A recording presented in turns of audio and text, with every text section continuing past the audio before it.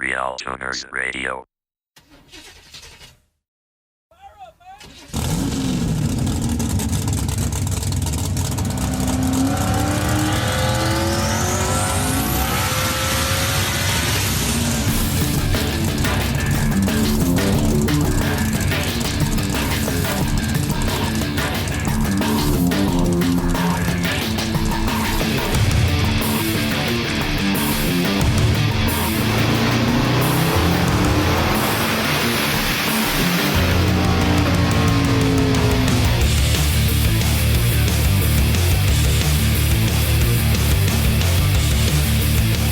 So, do you want to learn how to tune electronic fuel injection live in person with the guys from RealTuners?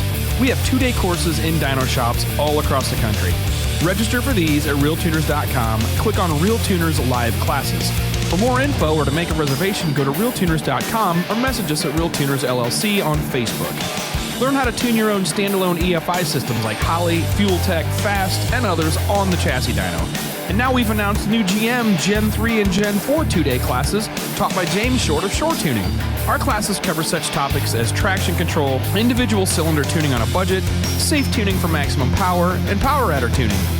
Upcoming classes with available seats are as follows. General Motors Gen 3 and Gen 4 factory ECU tuning with HP tuners at Trick Pro Motorsports in Palm Bay, Florida on December 1st and 2nd. And our new advanced standalone tuning for drag racers will debut at Kevin Smith's shop, KSR Performance in Gainesville, Florida on November 17th and 18th. This is a brand new class and Kevin's shop is the place to catch it first. Stay tuned for more fall and winter dates. Sign up for updates at RealTuners.com. These classes are designed to help you get your project running successfully in a course taught by people who actually do this stuff for a living. What's going on, everybody? Welcome to episode 61 of RealTuners Radio. Tonight we're talking about Hot Rod Magazine's Drag Week 2018, since that's what most of us are either working on or participating in. RealTuners panel literally all have some form of involvement in Drag Week, which has become a worldwide spectacle since its 2005 beginnings. Rye Klemp is even competing while running his car's best ETs in mile per hour so far, so we'll see how long we can keep him on the phone tonight. And as always, we have our usual panel of hosts: John Bewley from Little John's Motorsports Solutions, Tom Sewell from Fuel Injector Development, Bill Fowler from Bear Brakes, Mo Lonis from Nano Nitrous, Rye Klemp from Bull City Speed, Mark Dahlquist from Throttles Performance, James Short with Shore Tuning, our engineer Scott Evans from Helix Tuning, and finally me, Scott Clark with RealTuners. Thanks for tuning in.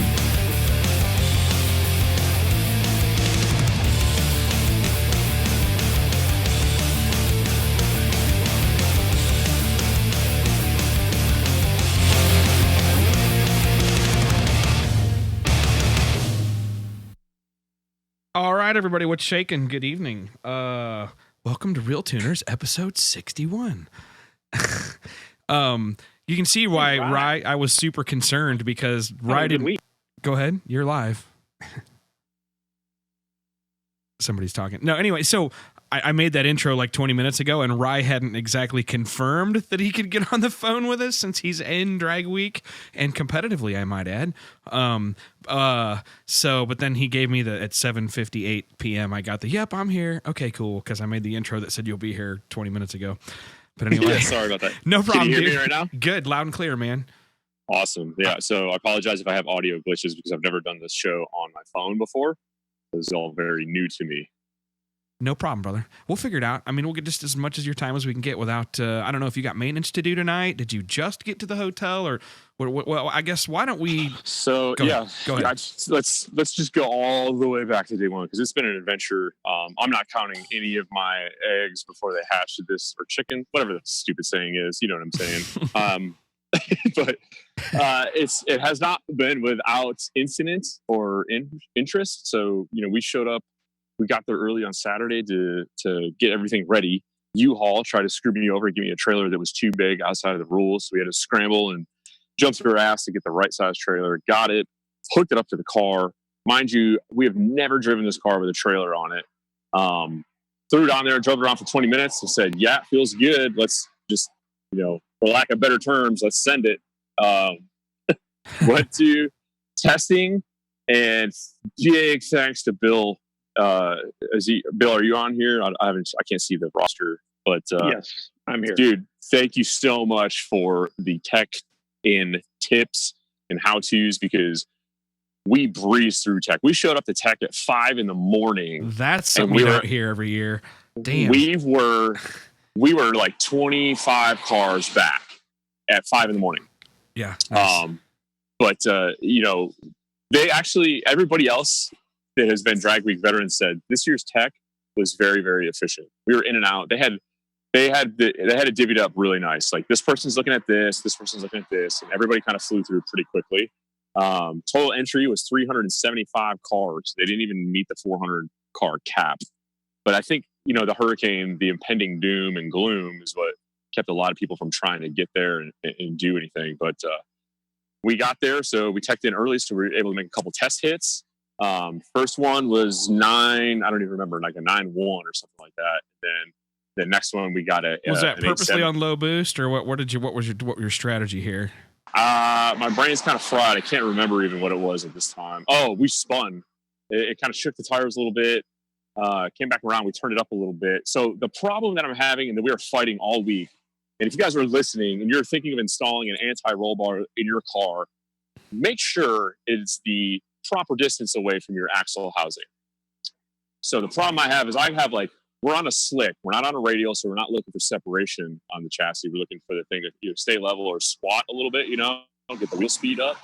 And the problem that I'm having is I have about 1 inch of up travel. So every time on the hit, it bangs the anti-roll bar. It just locks the suspension solid, and it upsets the chassis. So we've kind of figured out that we're limited to about the 135, 140, 60-foot time.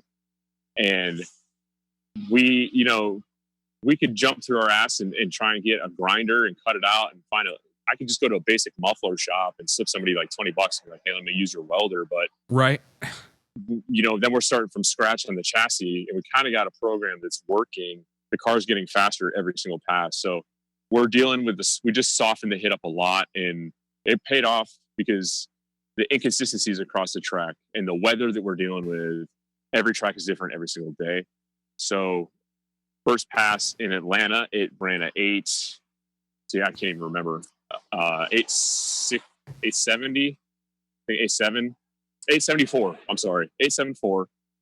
My buddy Scott asked me, he's like, "Do you want to go again?"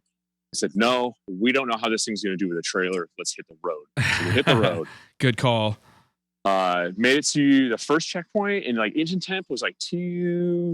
It was hovering between, like, with my throttle position on the highway, like between 207 and 212, and the fan comes on at 200. So I'm rolling down the road with the keyboard in my lap, jamming away on the laptop, putting fuel in it, changing the timing. It kind of got that where it liked to be, kind of running a little bit fat on cruise on pump gas, and it responded really well. First checkpoint, I said, "Hey, it's 4 bolts. It'll fit in the trailer. Let's just take the hood off of it." I feel like that's a prerequisite for Drag Week, is removing your hood. Right. But we took the hood off of it. It dropped it 6 degrees. And literally the fan stayed off, and we didn't have to even worry about coolant temperature going on the road. Nice. So then we hit the highways, and I think a lot of guys out there, if you're listening and you have a set of a lot of guys run like the 15-inch wheel on their skinnies in the front for, you get the Kumo or whatever, Sumitomo, Volkswagen Beetle, super skinny 165 front runner. That's what I run on the front of the car. We figured out real quick, that tire is not rated for the weight the car is, which, by the way, my car weighs 3,400 pounds with me in it. I found out, finally. Confirmed. Boink. So we're going on the road, and I feel the wheels start shaking. I think it's the road doing it, and we pull off the side of the road. I pull off the side of the highway, look underneath, look at the loose ball joints, loose anything, nothing. I'm like, well, it must be this section of highway. Keep going. And it's shaking the wheel out of my hand. We stop at a rest stop, jack the front end up, and the front tire has a knot, man. It looks like, you punch somebody in the forehead, just grows a big cartoon knot. Right. So thankfully, when we were packing the trailer up, because I was so concerned about the weight in the trailer, I brought a set of Weld drag lights extra. I was like, nah, maybe we don't need to take these. I'd rather keep the weight out of it because, loose burger. So just from experience, it's very rare to bring something like that and need it. You know what I mean? Yeah. Usually, yeah. Not only did we need it, we needed one.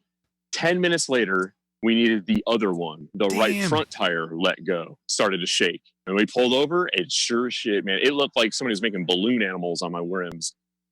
And then rolling down the road, we changed the tires, and my buddy Scott looks into the back of the car, and he goes, I don't want to alarm you, but your C-clip eliminators are leaking. I'm like, okay. And then we stopped. Man, we finally got to, long story short for day one, we got to the hotel like 11 o'clock at night. We had to stop and pour more oil in the rear diff. And when I did the rear axles on this thing, I thought I bought Ultra Gray, but I bought like this stuff is like that Indian head, flange sealant, but in like RTV form. That stuff doesn't set up and it does not work at all. It sucks. So we dumped almost all the gear oil out of the rear end. Fixed it, got to bed about 1 o'clock in the morning, and then woke up and hit Darlington. What time are you getting up in the mornings to get out of here? Like 5 a.m. or earlier? The track opens every day at 7:30, so we try to be there about 8. And it kind of bit us in the ass yesterday because I figured we woke up and it was foggy, and I'm like, man, they're not gonna be running. Let's kind of take our time. We got to Darlington, start changing the car over, which is kind of a chore. Change the rear tires, set the shocks,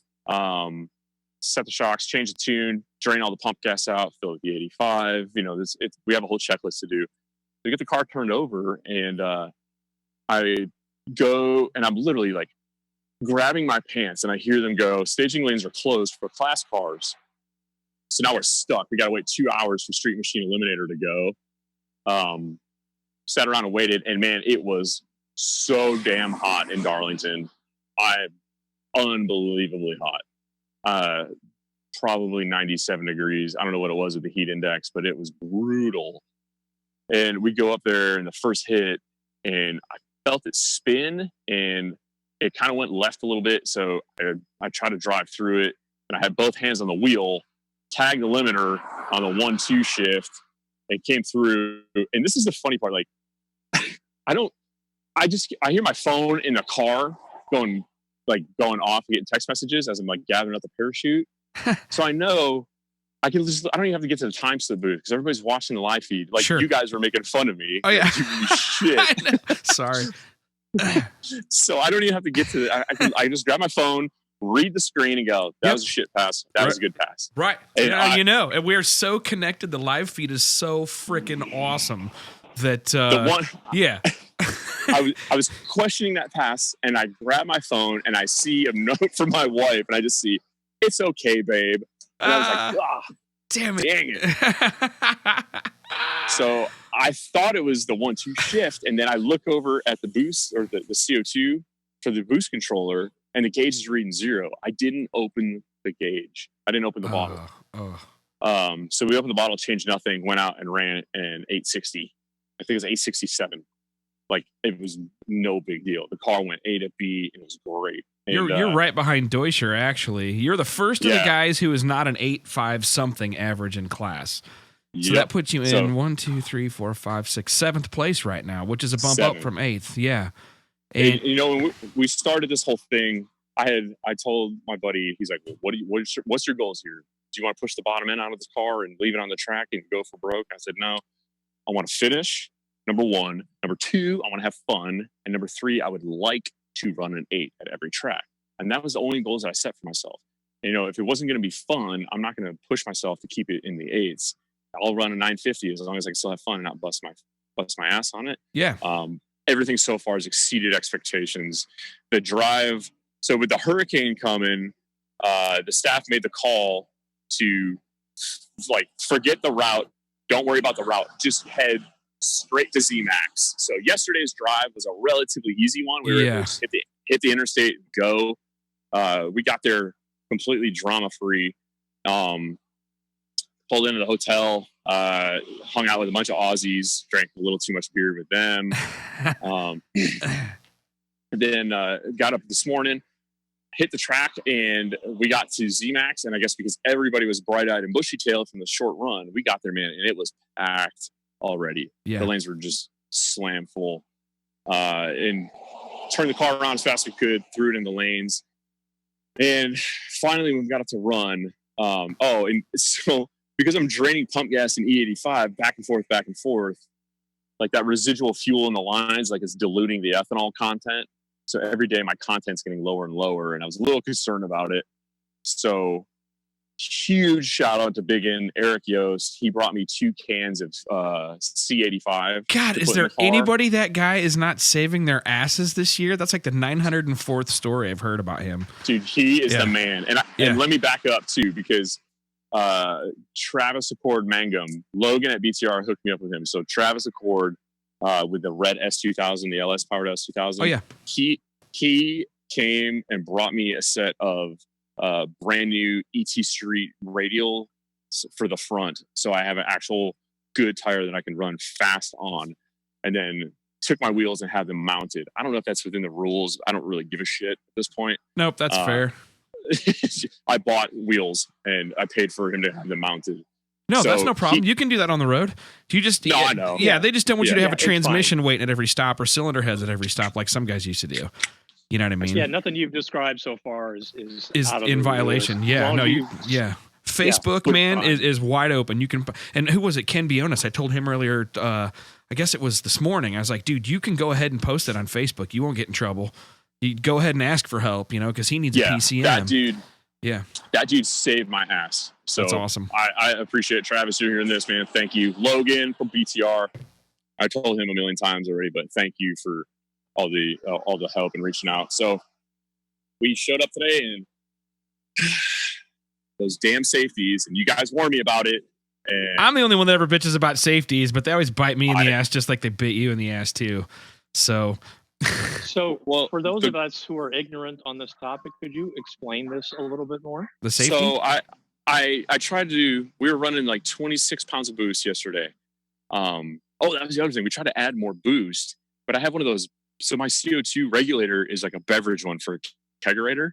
So we try to command 52 pounds on the gate. Well, I didn't pay attention. The regulator only goes to 46. It's all the higher I can get.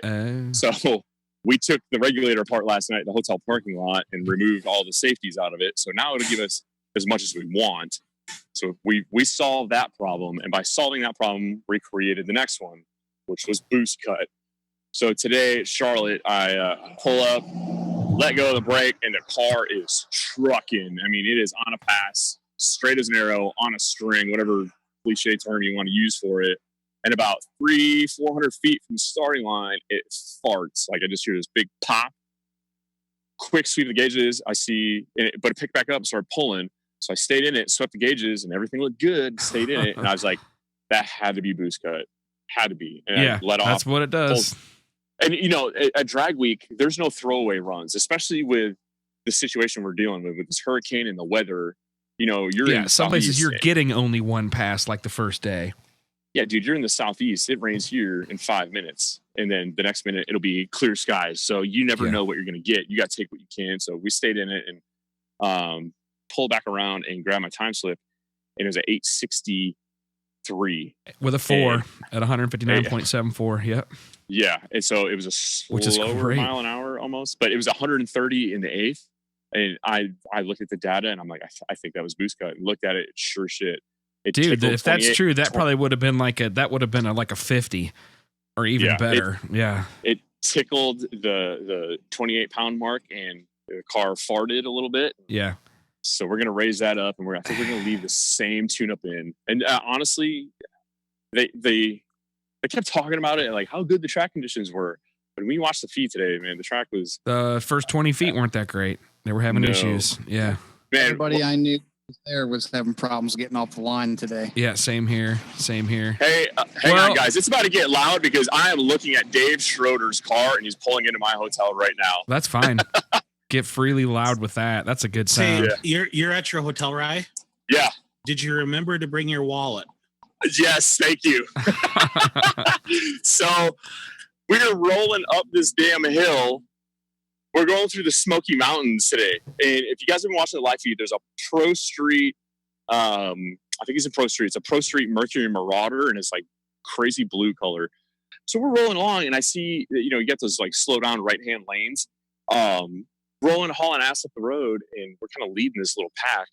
And this Marauder keeps coming around everybody trying to jump in. I'm like, man, this dude must be in a hurry. So we pull over to let him go.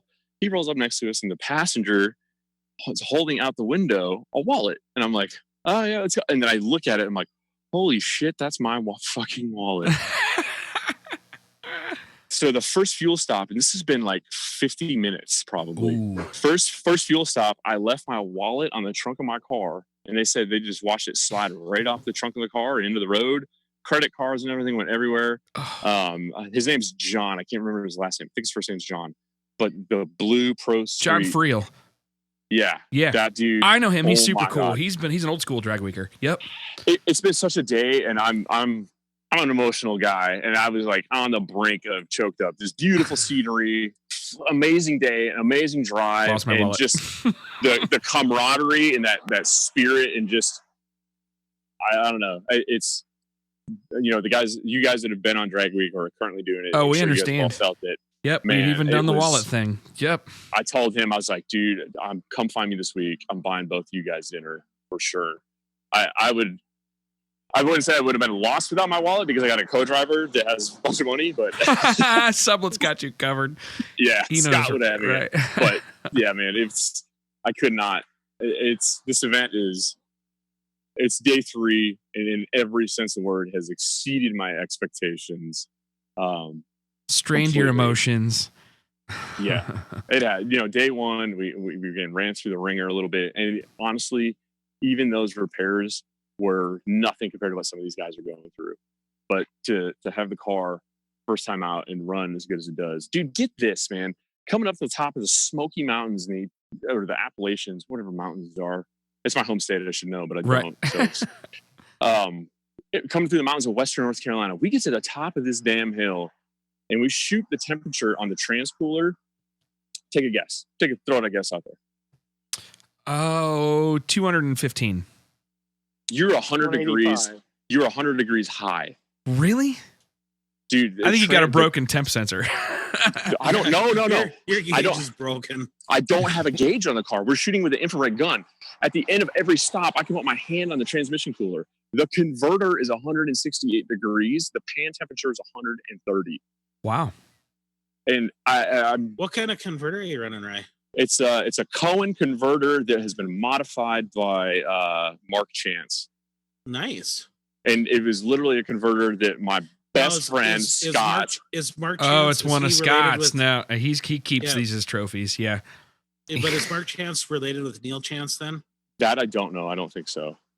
But my man Scott, who's driving co-driver, this is his transmission and his converter, and he literally took this thing, blew the dust off of it. It's been sitting on his shelf for 10 years. It was a nitrous converter because he had a 3,500 pound street car. He's like, hey, we got this small block. Well, let me do it in his voice. Hey, we got this small block, and we're gonna spray 2 kits on it. It's about 3,700 pounds, and I'm gonna drive the shit out of it on. That's awesome. But Rye, your experience, it reflects a lot of us have had that, tranny temperature going down the road isn't what everybody thinks it's going to be. That's not usually the problem. So is this who's talking right now? That was Bill. That was Bill? Okay. That answers my one question I had for the night. Which was who was talking? Yes, yes. No, I wanted to know who was Meat Popsicle. All right. But I no, need to man, edit his That's name. obliquely in your honor, Mark. the trans is, it's a turbo 400, the Cohen Mark Chance modified converter.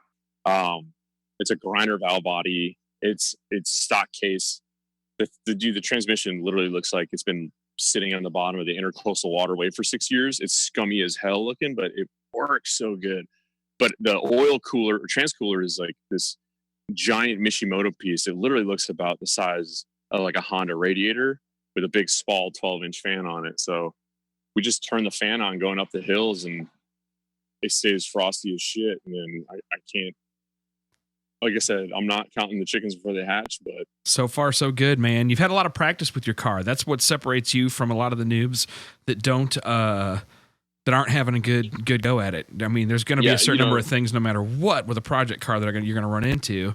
But at the same time, your practice reminds me of Doc and Jeff. You know, they have a ton of practice with that car. And so this is not that big of a deal for them trekking cross country. They pretty much know what's going to break or have a plan for everything. Yeah, if you can find the veterans like Deutscher and those guys, like those dudes are the first ones at every single track, and they're going down. Like today, I watched Jason and he ran like a 8.4 something the first round, and screwed that one up and had to go back. Like met Carger, James Carger, Jason Carger. Yep, met Carger today. We were kind of going back and forth. He tried to make a hit and it went like a 9.1. Well, he's got a 5-inch cutout on that thing. He forgot to open the cutout. So he ran 9.1 with a 91 millimeter through a full exhaust. Through a single 2.5-inch exhaust. we were joking. I was like, man, I bet you that Flowmaster is like ballooned out. I would love to see the back pressure reading on that thing. We need to get him on here. Those guys are getting to be drag week vets. Yes. Yeah, he's dead. Like, he made 5 passes in Atlanta. Yeah. Like our program is, dude, one and done. Like, let's try and get this done as fast as possible. I am scared because you know how it is. Like, it's the drive. The drive is what's scary, not the track time. Yeah, it's the drive. I'm glad to hear you say that because I went the very first year with Jim Neuenfeld, Parrish, the pickup truck or whatever. Yeah, and we won what was the genesis of the class you're in, mostly by attrition. Frankly, we were not the fastest vehicle there, but we were the most reliable. Jim at the time he was dealing with migraines, like evening migraine headaches. Literally, he'd have to take stuff that would make him pass completely the F out. Okay. And I drove, right? And I'm the co-pilot. And people who know me are like, wow, that's trusting. But and I remember the drives, I would be like shaking and waking him up like every time I'd hear a new noise. And I tell this story often, but he finally told me, listen, man, just keep your foot on the right pedal until the vehicle does not go forward anymore. It's either going to break or we're going to make it. And I remember that last night when we knew we had slid into first place through attrition, I'm just like, oh my God, what if I hit a deer? What if a deer runs out in front of me? Just freaking out, driving like a grandma 40 miles an hour everywhere. Oh, shit. Yeah. And it stresses me out now. So, yeah.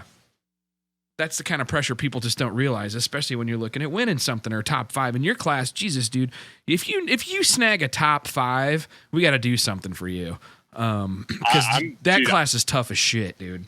I'm hoping they haven't confirmed it, but I'm hoping they do the crazy 8s again. And if we can make it into that, my buddy, he's already said, we're turning this thing up and we're going to push, we'll leave the crank on the track if we have to try and win that. Say, we'll help you figure it out, man. We got the nuts for 35, 38 PSI on that thing. Yeah. So we, we're getting there and I can't beat it. But no, you're talking about, hold on, Dave Schroeder's pulling around. Okay, never mind. He's parking. We can take a pause for the sound. Dude, I'm not kidding you. This hotel that we were staying at is not the best. We asked some Swedish guys. Right. We asked some Swedish guys to park the rental car in front of my car. Yeah. Just because You're getting bed bugs. Yes, dude. Yeah. But so talking about the passing out thing. Hi, my name is Rye. I got AIDS from sitting in a toilet. Yeah, let me explain to my wife how I got these crabs from a toilet seat at the Speedway Inn in Bristol, Tennessee. Oh, Jesus, incoming. So we went I was sitting in the lane today. I was talking to a guy. I don't know what class he's in. His name escapes me. It's a purple, I think it's purple El Camino. And he had scuff marks on every panel down the left side of the car. And I just saw the marks. I was like, hey, man, did this happen here? And he goes, yeah, it happened in Darlington yesterday. I'm like, go on, elaborate. So his side of the story is he let go of the trans brake. And then he just remembers waking up going, what am I doing here? And he's scraping the wall on the big end. I'm like, are you kidding me? He goes, I sleep deprivation, dehydration, and malnutrition. He's like, I've been going so hard. And I haven't been eating, drinking anything. I was like, hey, do you have a co-driver? Why are you here? Did you go to the hospital? It's like, I called my doctor and they just said, so, Drink some water, I told dude. him, I was like, hey man, I'm glad you're okay, but please be careful, dude. Glad to see you here. But yeah, it's a real thing, man. These guys are busting their ass. Finnegan was out until 3 a.m, moving all kinds of stuff around in that car. And Yeah, he was getting the crash course from Biggin, right? From Eric Yeah, Ghost. From Biggin, yeah. Frequent Yeah, host. Yeah. And then the car went its best ET, like lazily this morning. Yeah. 8009, I think it was. He went down right in front of me. 9009, isn't it?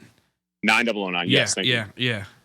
He went down right in front of me, and then I stopped and talked to him on the return road, and I got a little interview with him. I pulled my phone out. I was like, hey man, I don't want you to think I'm being a creep, but let's document. We just both got our personal best. And then I was like holding the phone up, and I'm kind of shaking because the car went so damn fast. And I was like, sorry, I'm shaking. He's like, you're shaking. Look at me. So it's the camaraderie and spirit of this whole event is absolutely amazing, and how everybody just looks out for one another. It's fantastic. It's awesome. Do we get to talk about the crowd plow incident? What? No, I didn't. So I don't know anything about that. Oh, I thought that was you that posted that video earlier. No, that picture was from something Brad posted, dude, from some other thing. But the video was just somebody going off on the guys from Hot Rod. I don't know.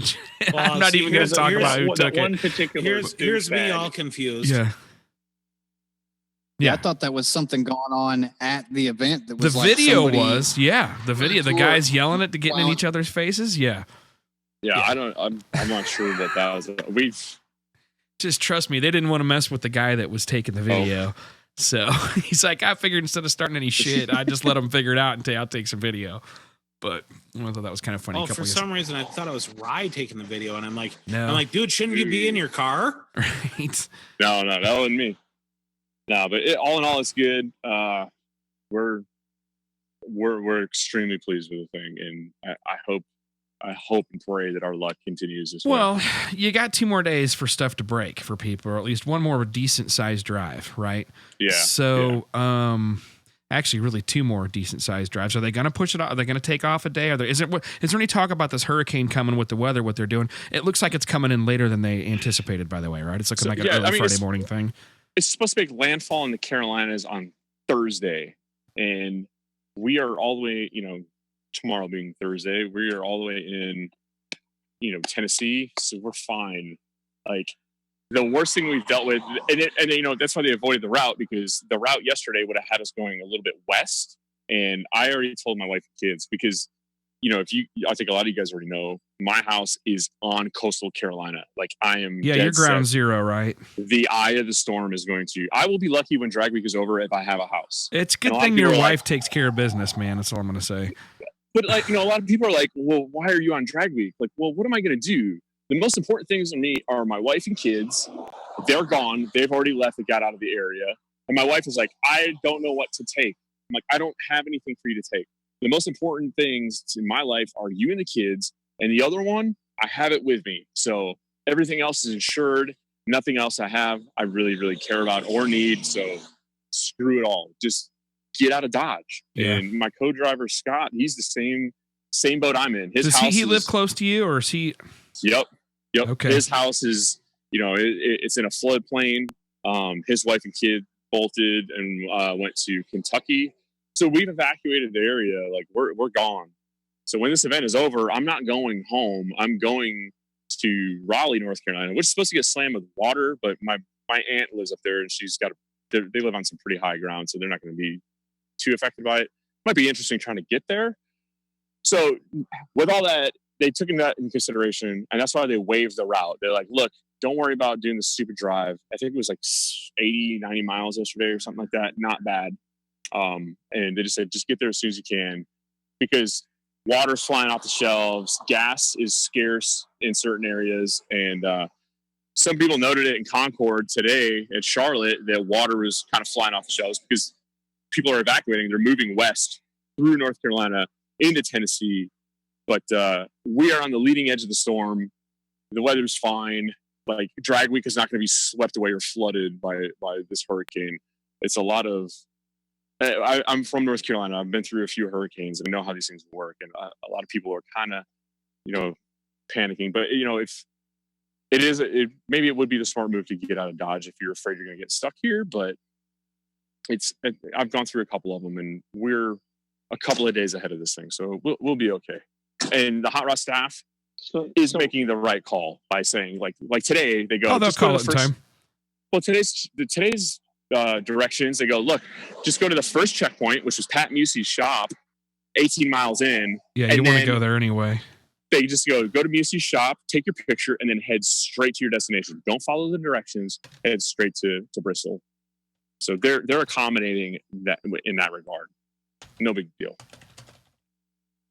Yeah. So the good news and the bad news for some of the people south of North Carolina is that the projection we were watching on the TV here a few minutes ago is that A, slowed down a little bit. They're calling it a Cat 3.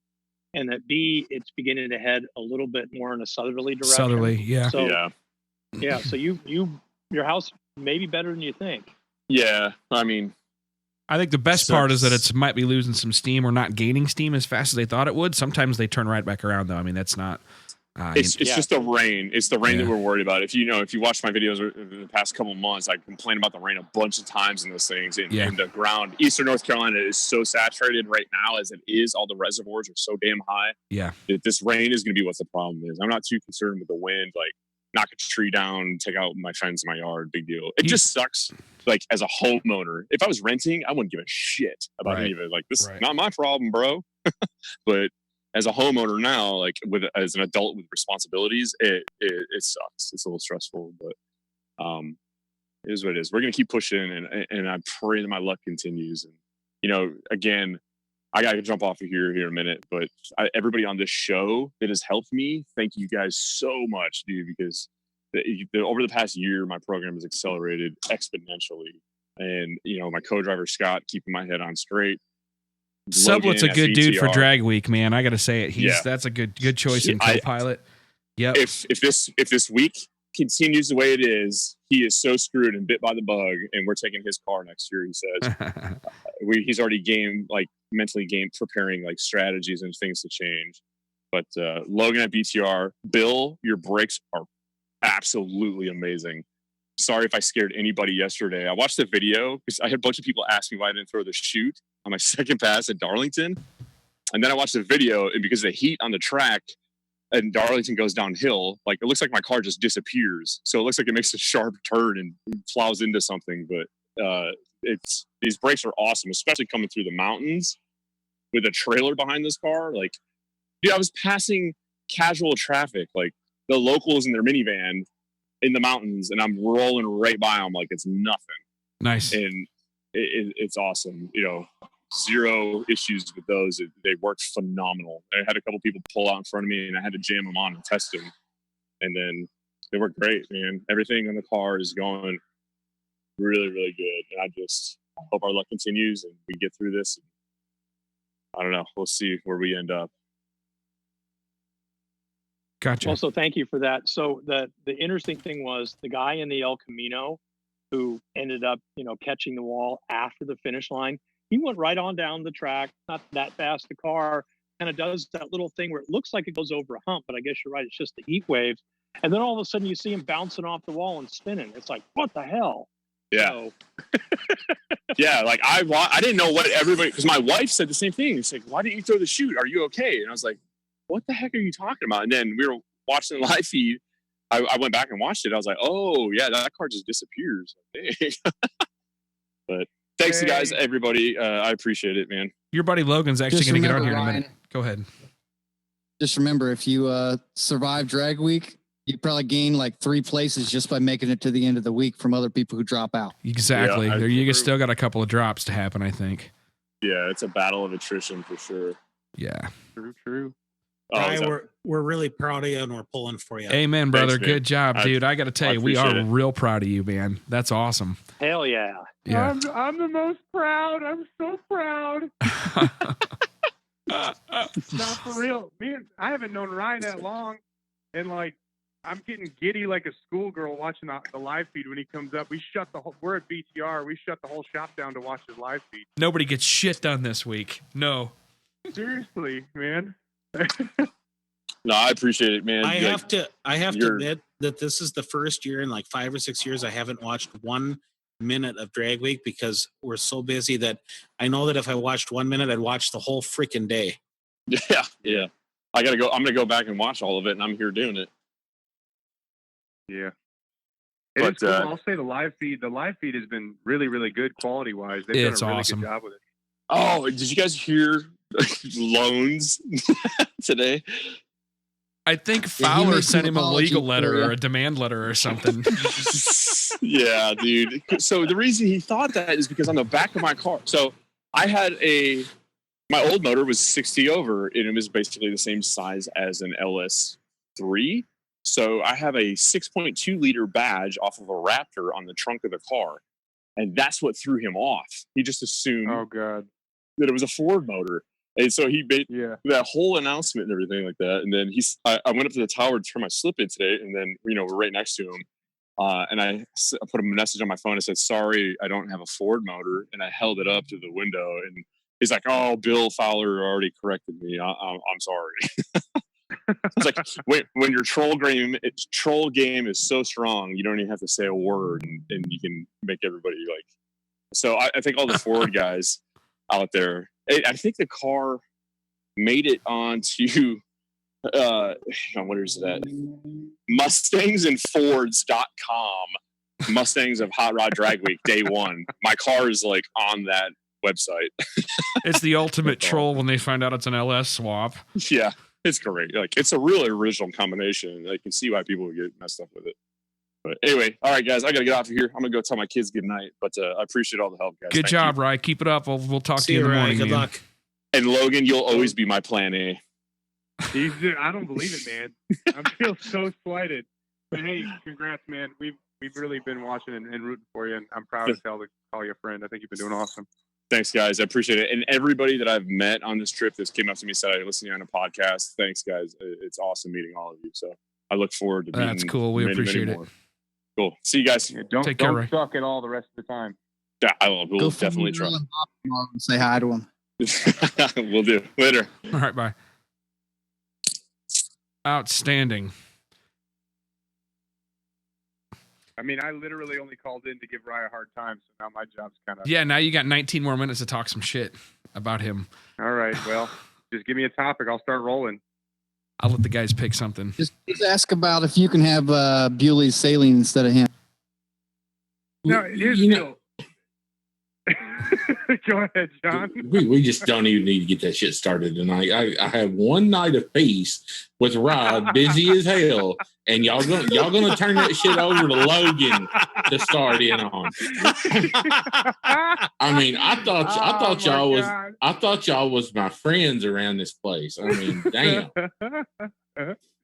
I'm your I got friend, your but it's back, fine. dude. How about- I got your How back. about when you called me the other day and I get this, I go, "Hello, Throttles, how may I help you?" And there's this southern drawl, "Hey, what are you doing?" And I'm like, after about 5 minutes, I'm like, "Who is this?" "It's John, you dumbass." I did not say that. I Well, didn't call you a dumbass. No, Don't but make it it was- worse than it already is. it was funnier the way I put it. He Well, calls true. everyone a dumbass. Don't take it personally. Hi, Tom. That's a lie. Why you gotta tell a lie on me, Tom? Logan will agree. No, you All won't. right, here's the deal, Tom. John, I just got on John's good side, so I don't, and I'm kind of in the middle. It's like a tug of war here, so I don't know who to offend, if it's going to be you or John. So I'm just going to stay neutral on the topic. You and I are done, so John's all yours. Yeah, I don't know if you saw, but I've grown my facial hair back, man. That's little, not too facial late. hair, buddy. I'm trying. I'm trying, man. One day at a time. You know, Rome wasn't built in 6 to 8 weeks. 3 hairs that looks like Homer Simpson's head does not count as a mustache. You know, when I comb it over just right, though, it looks like 4 hairs.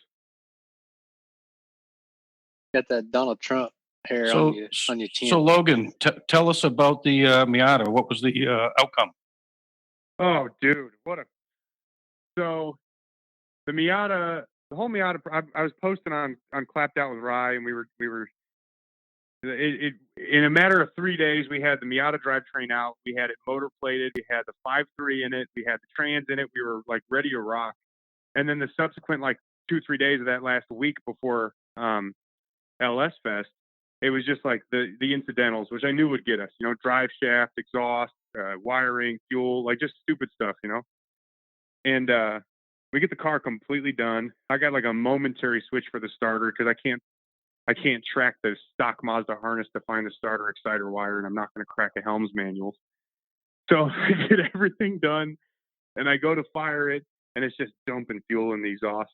It's got a E-Rod, LS3 E-Rod kit. So at that point, this is Thursday night. We come back to the shop, me and Cliff from BTR, and without Clifton, he killed himself to help. But we go to fire it up on Thursday night, and it's still just dumping fuel. So I'm like, you know what? Here's what we're gonna do. We're just gonna put it in the trailer. We're gonna bring it to LS Fest, and then we're just gonna flash the PCM when we get there, and go on from there. So you see, maybe it's the tune-up isn't loaded. There's no mass airflow sensor, so I'm thinking maybe that has something to do with it. I was gonna bring an OBD2, just a regular reader, to see if it was seeing RPM signal, but I didn't have it on me, so we just threw it in the trailer. We're bringing it to LS Fest. We're going to get it running while we're there. We get it in the trailer.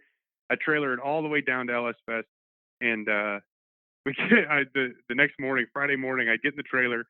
I go to key on, and I just hear this pop from the stock fuse box, and I see some smoke.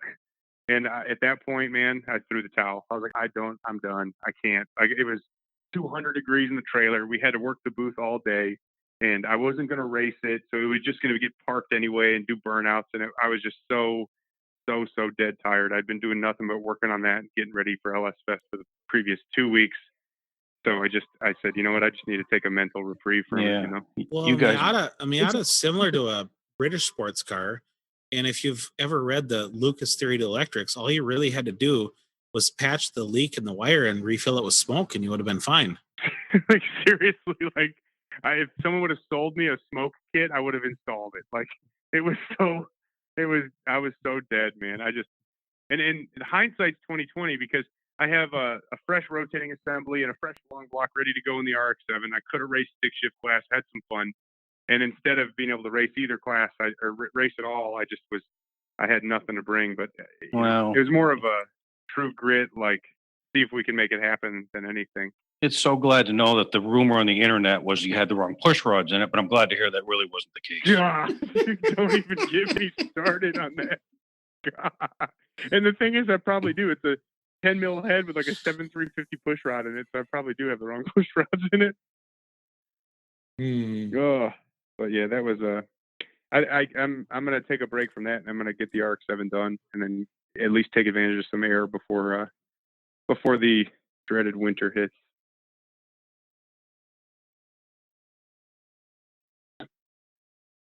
I didn't even know winter was a season still. You wouldn't living in Vegas. Just stay here for a few more days. You'll figure it out. No doubt, right? I wonder if did he pack at least like long pants for the visit? Mark? It's like 80 degrees here, and he gets out of the airport and he gets in the car. He goes, God, it's nice here. And I'm like, what are you talking about? Yeah, stick around for another week or two, right? Mm-hmm. The humidity was a little weird when I showed up. I mean, I asked him what's with all the water drains here. He didn't quite understand my question right away. He wasn't thinking about the dryness of Vegas. I'm like, it's just normal. So what do we got here? I'm looking at the standings for Drag Week, and you got unlimited class. Where's Tom Rye? Bailey. Where's Rye at for his class? Rye's in seventh place now. If he went from 8th to 7th, somebody dropped out. And he's the first guy who's not there's got a lot of 50 people. average. Yeah. There's a lot of people in his class. Oh, yeah. Yeah, that's your basic index class. Everybody can't have more cage than to run 850, so everybody's trying to run 850, with 2 zeros. Yeah. It's interesting. Not as many. I thought it would be a little more competitive. I wonder how much effect the weather had on that. Because there were a lot of people have just turned around and we're like, screw this, I'm not driving through the rain, then fighting the traffic. And then I think people are worried about on the way out on Saturday and Sunday could be a huge pain in the ass. And my concern would be if I was there, it would be the car. It's like I got $1 bazillion in the car and I don't even have an enclosed trailer I can pull it in to protect it from the weather. Yeah. Yeah. You got to find a good Samaritan with a shop or something. Think of that you find someone. Yeah, but I mean, think of John Enns and Schroeder. I can't think of his name right now, but think of that Corvette, and the weather comes in, what do they do, Mm-hmm. Yeah, that would be pretty gnarly. I'd be interested to pull see under an who overpass, or you pull under whatever's, whatever you can find, and otherwise you just keep going. But if there's a rush of 3 million other people who last minute were trying to get out because they needed to, there's a 40 or 50% chance that Saturday and Sunday's traffic could be a nightmare. With nightmare being running out of gas at gas stations and stuff like that. The other side is the other side of it. Atlanta. Yeah. Well, the other side of it is picture yourself in bumper to bumper traffic in a mid 6 second 2,500 horsepower car pulling a trailer. Yeah, that's a hell of a story. Did somebody run 8s in small block NA? I'm looking here, Tom. Hold on a second. No. Nope. Not yet. Nope. Not yet, but it's going to happen. That was a rumor that was floating around. I didn't know if it was confirmed. Well, is it one of your guys? Probably, if they're going to. No, it wasn't one of mine, but there was some chat going around that somebody did. Oh, gotcha. If he does. We got to get old Nick on that small block NA next year, huh, Tom? Yeah. Well, I think Kevin sold the RX-7, so isn't the NA small block class dead? Come back to life. Well, it's it's at least without risk of looking like the Valdez. Oh man, I see though. Kurt Johnson, he is running a 907.6 average. Oh man, he's close. He's got a 9.818, 911 he ran today, 904 yesterday, and a 907 Monday. And that makes sense. Impressive. I'll tell you what, McIntyre laid down his best 60 foot today. He went a 116 in that fucking 3,900 pound all motor big block car. I was pretty impressed. So that was when everyone else was having problems with the track. That just goes to show you, man, it's all in the combo. But they were happy with that. That was VMAX today, right? Yeah. And they were having a lot of guys were complaining. Did they get hit with rain? Because I know there was fog. There's crazy fog in the morning. I don't know. I'm guessing prep was a challenge because they had the full. I mean, it looked like they were doing the best they could. So I'm guessing that there was some rain soak going on there from days prior. Mm-hmm. But otherwise, I mean, it was fun to watch. It's fun to watch guys figure it out. I mean, shit. So what do you got here? Bailey and Schroeder. It looked like when when it rains, like when water's starting to seep up through the track. Like I saw some other live feeds that people had from different views. And there's a ton every of view them. I looked at looked like greasy and like it just looked like when rain is seeping up through the track after it's, Yeah. I'm sure it probably felt like that down on the surface too. Scott, do any of the heavy hitters look like good chance of any new records, or is everybody just kind of conservative mode? I don't think you're going to see higher. No records. No records. I don't think so. There aren't any yet. And somebody might make a hero pass. Like I keep thinking one of these days, Bailey's going to stumble into the right deal and that thing's just going to break off like a 585 or something. Especially he's got Steve Morris with him too, riding shotgun. Yeah, it may be last day, and maybe it's all the conditions and the planets have to align. There's a lot that's got to come together, including. I read where that was his old combination in there. Is it not? It is. And that is old car, old motor, everything. It is, but that car had plenty of potential to do the number. Yeah. That was the car they were out there in, I think, 2014 when we were out with Larry Larson, and they were having hardware, the engine. They were having issues with breaking hard parts that they were just thrashing and they gave up midweek. But that was a car that scared the crap out of us. That and Lutz, those are guys that are capable of breaking off high fives when the conditions are right. But I mean, I'm telling you, this guy's got to be so right. And it's not just the track like on a regular drag race weekend. It's your own mentality, state of emotion, how things are going at home, whatever. Causes you to miss little things, shit that's getting worn out on these huge, 6 hours of driving. I mean, you might as well. The thing goes from race engine to like a stationary generator, irrigation pump behavior, driving down the road for hours on end at 3,000 RPM. So just a lot of abuse. Doesn't help that it's humid and hot and the DA is really high everywhere because of that. Nope, that was killing Doc McIntyre's car. So James and Jeff were trying to go sevens all week. Dude, and I'm sitting here looking at the almanac from their last run. They went a 797 at Cordova the last day of drag week last year. we're trying to figure out why is the car like almost just a little less than 0.3 slow, right? And 3,000 DA less. yes, so the DA, we had 50% humidity and an 1,100 foot DA on the best run for that all motor car. Remember, at Cordova. Well, they're sitting in 3,900 with 100% humidity. Right. And so what's funny is we put 2 degrees of timing in the motor. We had already found where it wanted to be, but it likes 2 more in the wet. And they've made enough passes to see that happen. And these faster cars will have even more of a deficit because of all the water in the air. The aero drag is that much higher. Yeah. So, and then finally, the other thing we figured out was looking at data. His drivetrain temps were real hot for his last pass. And Tom, you guys know this. You Cup car guys have talked about this before. But his powertrain fluids were all really nice and hot, but he'd had a good cool down period. So the engine temp was good and cool. All those things were correct. And I mean, I know at his power level, he's like a 1250, 1,300 horsepower flywheel motor in the state of tune that it's in. And I know that fluid temps in the drivetrain on putting a car like that on the chassis dyno can account for 30 to 40 horsepower all day long. You know, and he made that pass with everything dead cold off the trailer and didn't get to drive it around enough to put any heat in it. And so I thought, well, you're killing some there. But and they're finding that out. They've gotten most of it back, but now it's running right with the NHRA index correction factors, right? Now so the car's back, but you're still running in that 3,800 foot density altitude with 100% humidity every day this week. And lower barometric pressure than average for the area, which sucks because that's the reason they went down there. They're like, oh, we're going to get us some of that sea level air. Not so fast, but so that's what's going on then. Do you know why they dropped then when they carted just a 1017 for their ET today? Yeah, so they had a problem. Car did its best 60 and then proceeded to blow the tires off shortly after that. And so they elected to stay where they were at and not hurt anything because they had found a broken valve spring just on a quick check this morning. First time they've broken anything in that Goodwin motor. And they were worried about braking stuff because they're spinning it kind of fast. I mean, they're spinning it like 8,500 RPM going through the lights, I guess. And they were concerned, and there wasn't anybody close enough in their class to have to worry about what it's doing to their average. And since they didn't do their goal of 7-second averages all week, they're running bottom 8s.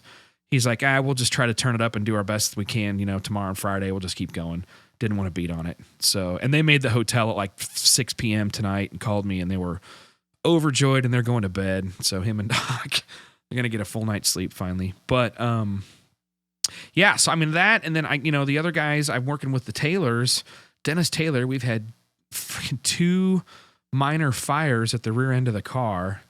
And I'm not sure what the hell's going on there, but I think they got it figured out. They got help at last night at Biggins, and today we turned it up a little bit, or they turned it up a little bit. I'm just doing some coaching for Alex and Jake Shoemake, who from the transmission guy Jake's Performance.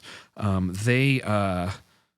was helping them with a little bit of coaching because they're an impound. Well, that car ran its best today of a 780 something. Dennis Taylor's Nova did. It's finally where it needs to be. They're just getting into the boost we ran on the dyno. So I hopefully see him turn it up and go a little faster. Frank Saponero's leading his class too, and he's run a string of 50s and 60s. So there's a chance that they'll run a Frank's better been pass. A machine. Oh, God, that guy's unstoppable. But, yeah, so let me look at it. We're already at the point where the math begins to work against people. I mean, if Doc turned in 2 more 10-second slips, he could move down on the podium. Truth. But absent that, these what look like relatively little amounts become insurmountable by the time you get to the 4th and 5th day. Right. You look at how much faster the guy behind you has to run twice just to even get close, and it's a big difference. You have to run like 8 tenths faster. It takes a lot to change that average when there's 3 other days of average built into it, and one of them was slow. Yep. Yeah, so Saponero's running an average of 7.626 at 187.41 for the week, right, after 3 days. Dennis Taylor, 8.153 at 175, but Taylor went at 8.50 the first day, 8.08 the second day, and today he turned to 7.86 at 181. We went 169, 177, and 181 in the Retro Nova. So he's now Saponero's busting off 185, 186, 190 today. And so I don't know. I would like to see, you got to worry about Saponero breaking something. I mean, but he's pretty damn good at this. He's been doing it a while. That's an interesting race to me right there in Super Street Big Block Power Adder. By the way, you guys can Google the Wednesday results Drag Week 2018. There's a PDF file. You can look at these. It's pretty interesting stuff. And if anyone likes entertainment on the internet, follow Saponero on his Facebook. He's pretty entertaining. Really? Well, so Dale Heiler, isn't Dale the Australian guy? Is he riding shotgun with Saponero? I think he is, right? Dale's a big Haltech tuner from Australia. And I don't know. I'm following Dale and oh shit, those guys are hilarious, man. Very entertaining. So good stuff. Good to see Frank doing his thing. But it's also good to see Dennis Taylor getting his issues figured out. He had a fire-free pass today. And and the car started to go. It finally went sevens, went its first 7-second pass. So shout out to the Taylor family. Man, I'll tell you what, Alex Taylor, good tuner.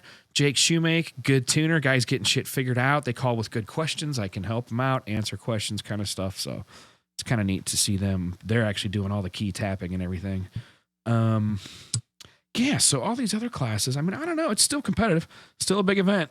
Still 300 cars in here. Lots of pink lines. People that are out.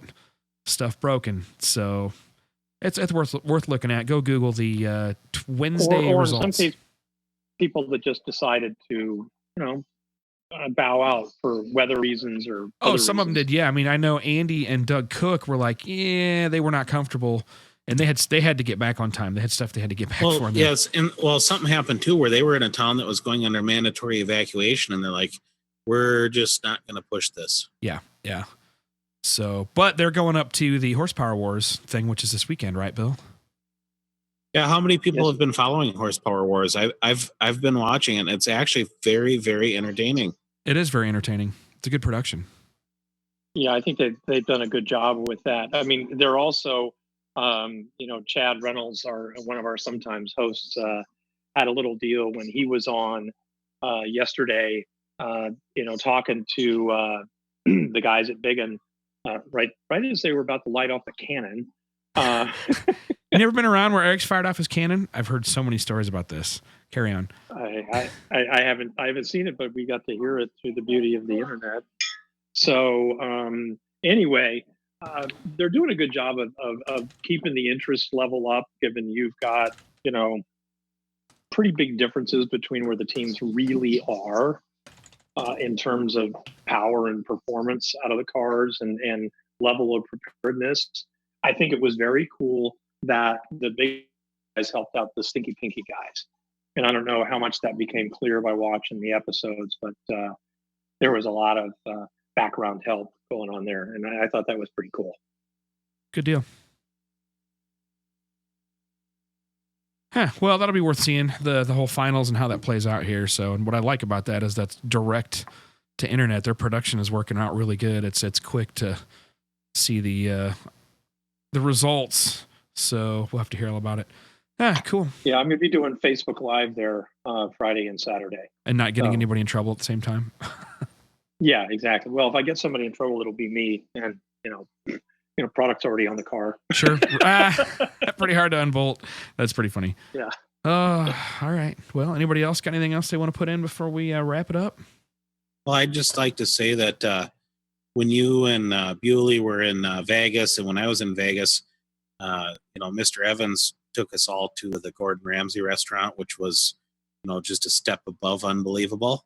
Right. Well, I took Scott out for a $16 steak today, and what'd you think of it, Scott? It was pretty damn good. I gotta say, it was a really, really good steak. Dude, did he take it a Spitfire? More than 16. Yeah, I took it a Spitfire. Way better than a $16 steak. That's because that sucker was grown and raised right there 10 minutes away. That's why. That's right. Yeah. No, could have only been better if they would have downed it in the parking lot for me. Right. I originally told him $20 steak, and he was like, "I don't know if I'm going to live through this." No, you get good food up there. Just don't take him to the fucking Green Mill or whatever that place was. Yeah. Oh, they went tits up. That's hilarious. That's the best pizza that you just can't get the server to bring to your table. in Fargo. We were there for like we were there for like 2 hours it's to get a super pizza. good food. The pizza's fucking awesome. And we're literally If they we're bring like it to you. yeah, we're like having to get our own drinks and having to go back and make sure that the cook knew that we wanted this pizza. I mean, the service was horrible, and he said the place closed up a couple months later. But anyway, all right. Well, thanks everybody for tuning in. Good to see you guys up there. Let's stick online around. Stick on the call for a second. We'll chat here, but I'll bring everybody out. So thanks everybody for tuning in tonight. Appreciate it. Thanks Rye for the updates, and congrats, buddy. Doing good. We are proud of you at RealTuners. Go back and listen to Rye's first episode on here. He was such a noob. It was hilarious. So he's got the tuning thing down. So anyway, yeah, keep in touch, everybody. We'll be back next week. It's getting to be a busy couple of weeks for us. We may miss a week or so, but I'll keep you posted and post up some links to older shows if we miss anything. But that's all. Everybody have a good night. Take care, and we'll talk to you in a week.